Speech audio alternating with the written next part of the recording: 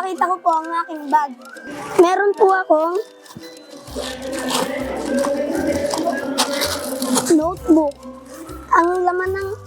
Ang notebook ko po ay 10. At meron din po akong pencil. Meron po, sa lalagyan po ng pencil ko, meron po akong pencil, glue, pantasa, pambura, at 3 ballpen. At ito naman po ang aking at isa pa pong gamit na color paper. At meron pa po na intermediate pad.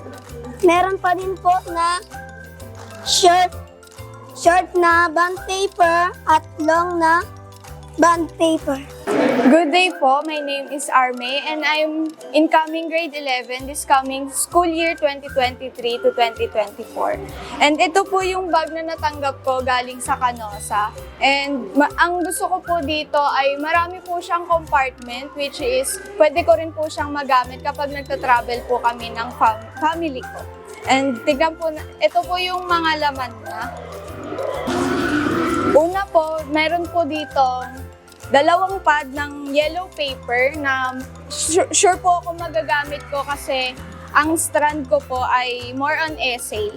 Then next naman pong gamit ay long bond paper and meron din po siyang kasamang short and colored paper.